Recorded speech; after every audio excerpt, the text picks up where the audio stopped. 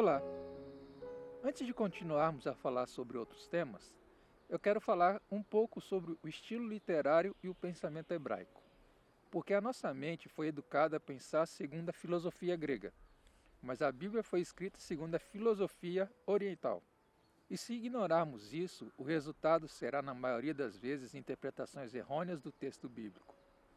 Por esse motivo, é essencial aprender a filosofia dos antigos hebreus, a fim de entender melhor o texto que estamos lendo. Vamos falar primeiro sobre a diferença do pensamento. E a primeira diferença é que o pensamento grego vê o mundo através da mente. Esse é o pensamento abstrato. E o pensamento hebraico da Bíblia vê o mundo através dos sentidos. Esse é o pensamento concreto. O pensamento concreto é a expressão de conceitos e ideias de maneiras que podem ser vistas, tocadas, cheiradas, provadas ou ouvidas.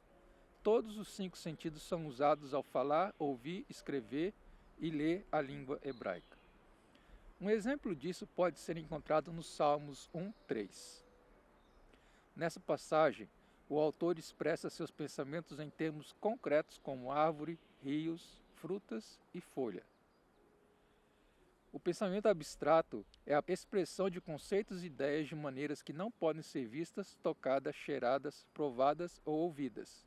Exemplos de pensamento abstrato podem ser encontrados no Salmo 103, verso 8.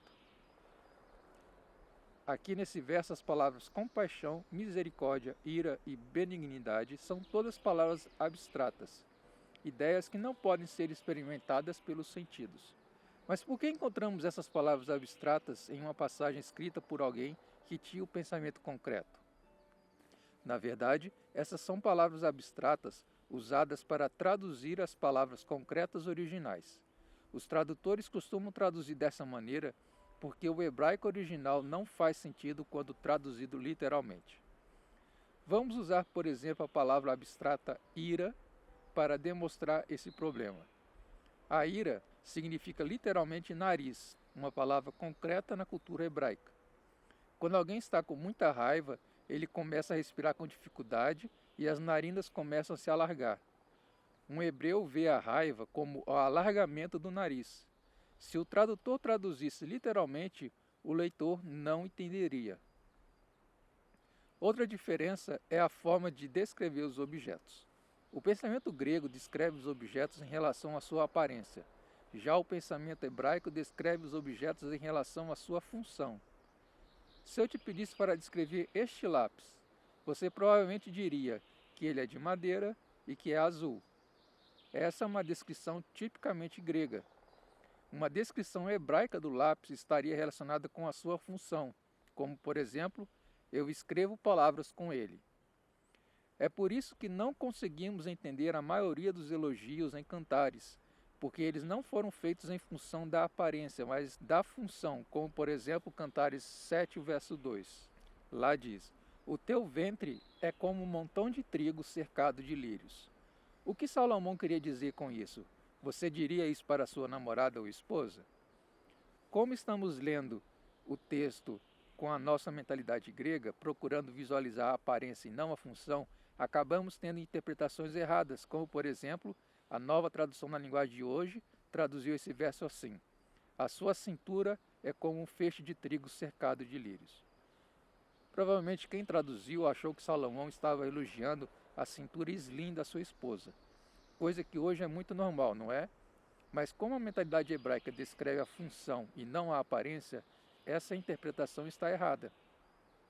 O que Salomão estava querendo dizer é que o ventre da sua esposa era fértil, como um montão de trigo, algo que na época de Salomão era muito mais valorizado do que a espessura da cintura. Mais uma diferença. No nosso idioma ocidental moderno, os verbos expressam ação, enquanto os substantivos expressam objetos inanimados. Mas no hebraico todas as palavras estão em movimento. O topo de uma montanha não é um objeto estático, mas é a cabeça levantada da colina. A cultura grega reconhece palavras como joelho, presente e poço como substantivos que por si só não conferem ação, mas no hebraico todas as palavras estão relacionadas à ação.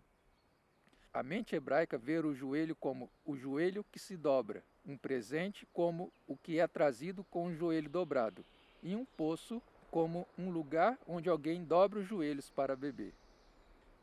E assim, da mesma forma que é importante entender como os antigos hebreus pensavam, também é importante saber como eles escreviam.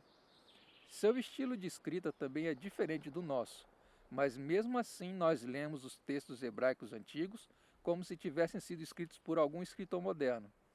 Isso causará novamente uma tradução incorreta e interpretações errôneas do texto.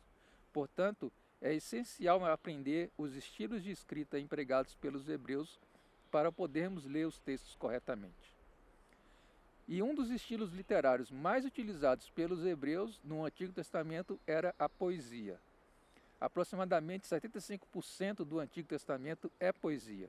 Todos os salmos e provérbios são poesia, e muitos outros livros, como o livro de Gênesis, estão cheios de poesia. A razão pela qual grande parte da Bíblia foi escrita em poesia é que ela era originalmente cantada, e as histórias cantadas são muito mais fáceis de memorizar.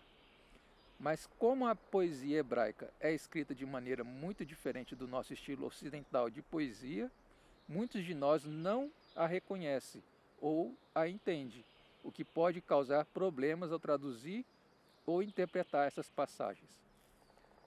Normalmente nossa poesia busca combinar os sons, como podemos ver, por exemplo, no hino Castelo Forte.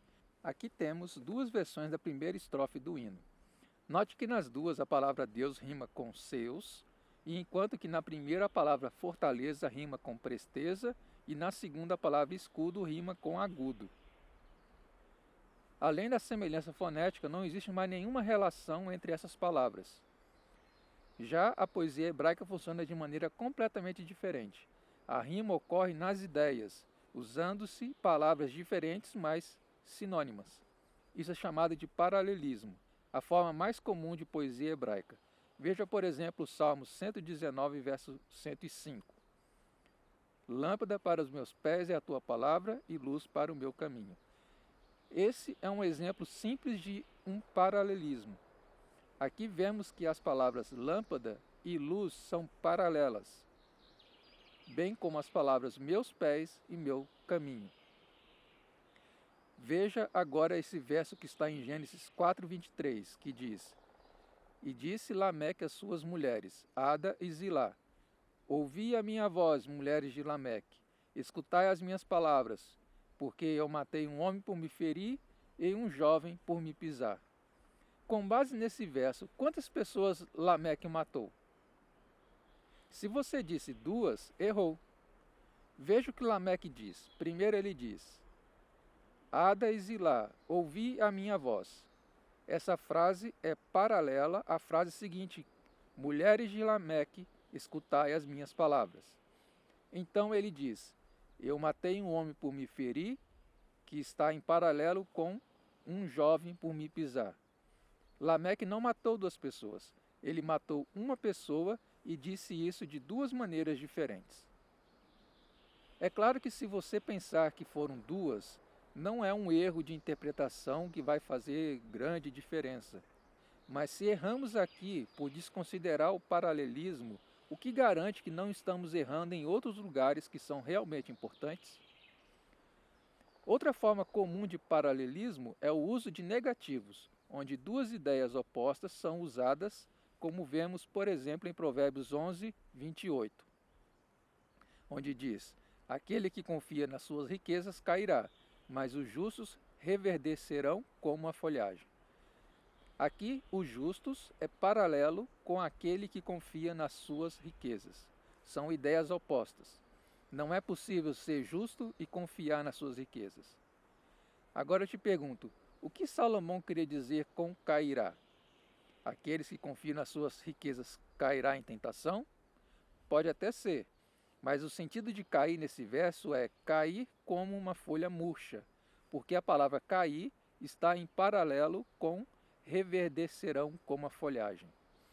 Viu como a interpretação do texto pode mudar se ignorarmos o estilo literário? Lembre-se que a mentalidade hebraica é concreta e dinâmica. O justo é uma folha que fica verde, e o ímpio é uma folha que murcha e cai. Existe um outro tipo de paralelismo na Bíblia, um pouco mais complexo, mas muito importante, e que é chamado de quiasma. No quiasma, o texto é dividido em duas partes, que se encontram no centro como um X, sendo que as ideias da primeira parte são colocadas na ordem inversa na segunda parte, e a ênfase do texto fica no centro, onde as duas partes se encontram. Para a gente entender melhor isso, vamos ver o Salmo 23, que é um dos mais conhecidos. O maior problema para mim nesse salmo é a frase "nada me faltará". A maioria das pessoas aplicam essa frase em coisas como bens materiais. Mas será que era isso que Davi tinha em mente quando escreveu o salmo? Como vimos, todos os salmos foram escritos de forma poética, ou seja, com paralelismo de ideias.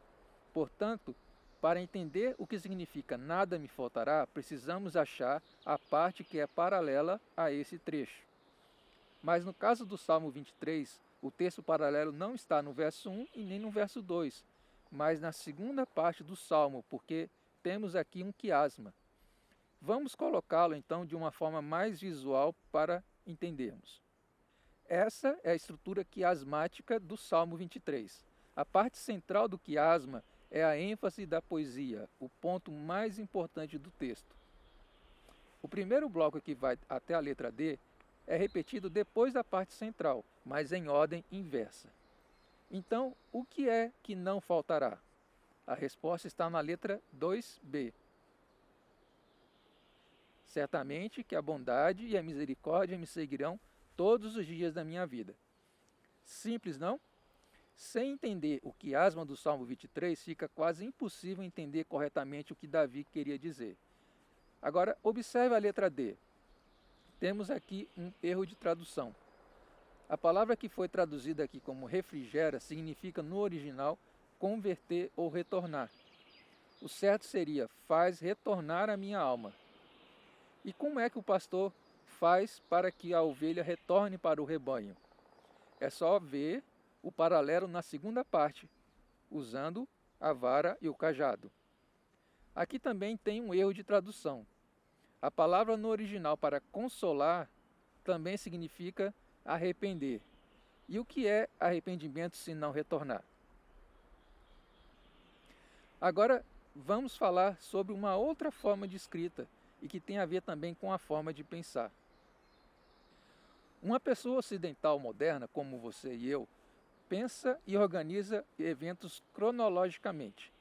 Isso é chamado de lógica linear ou lógica dos passos, pois os eventos são registrados passo a passo. A história a seguir foi escrita usando a lógica linear. Hoje eu saí da cama e fui para a cozinha tomar meu café da manhã. Depois de ler o jornal, fui para o trabalho, li os relatórios diários. Ao meio-dia atravessei a rua para almoçar. Enquanto almoçava, li uma revista. Ao voltar para o trabalho, li meus e-mails. Depois do trabalho, voltei para casa e jantei. A história relata os eventos do dia, desde a manhã até a noite, em uma ordem cronológica. Não temos dificuldades para ler e compreender esse estilo de lógica, porque a usamos todos os dias. Agora vamos ler a mesma história escrita na lógica dos blocos, que organiza os eventos de acordo com a ação e propósito. Basicamente, essa é a forma que os hebreus usavam para contar histórias. Saí da cama, fui para a cozinha e fui para o trabalho. Atravessei a rua, voltei para o trabalho e voltei para casa. Tomei meu café da manhã, almocei e jantei. Li o jornal, li os relatórios diários, li uma revista e li meus e-mails. Para nós que pensamos de forma linear, esse relato parece ilógico, pois não há como extrair sentido cronológico dessa narrativa. Mas para uma pessoa imersa na lógica de blocos faz muito sentido, pois ela pode facilmente ver minhas ações agrupadas. Por isso é muito importante, ao ler a Bíblia, ignorar a filosofia que está enraizada na nossa mente e aprender uma forma completamente nova de filosofia e lógica. Um exemplo bíblico da lógica dos blocos pode ser visto, por exemplo, no relato do dilúvio. Não vai dar para analisar todo o relato agora, mas vou mostrar rapidamente alguns pontos do capítulo 7. Nesse capítulo nós temos 3 blocos paralelos narrando o mesmo período de tempo. Mas como nós pensamos de forma linear, ficamos confundidos. Veja esse trecho. No verso 11 ao 13 nós lemos: No ano 600 da vida de Noé, no mês segundo, aos 17 dias do mês, romperam-se todas as fontes do grande abismo, e as janelas do céu se abriram, e caiu chuva sobre a terra 40 dias e 40 noites. Nesse mesmo dia entrou Noé na arca, e juntamente com ele seus filhos, Sem, Cão e Jafé, como também sua mulher e as 3 mulheres de seus filhos. Pergunta: que dia é esse, nesse mesmo dia, no qual Noé entrou na arca? Seria o dia 17 do segundo mês, como está escrito no verso 11? Claro que não, porque quando começou a chover, eles já estavam há 7 dias dentro da arca. Então, que dia é esse? É o dia do verso 1. Veja o verso 1, o verso 7 e o 13. Aconteceram no mesmo dia. E esses versos são o início de cada bloco lógico da narrativa. Bom, essas são algumas das principais características do pensamento e da escrita hebraica. Espero que este vídeo tenha ficado claro e que você tenha aprendido alguma coisa de bom que te ajude a compreender melhor a Bíblia, assim como eu tenho aprendido também. Não deu para falar tudo o que eu gostaria, mas não se preocupe que eu vou voltar a falar mais sobre isso nos próximos vídeos. Obrigado pela sua companhia e até a nossa próxima caminhada com Cristo.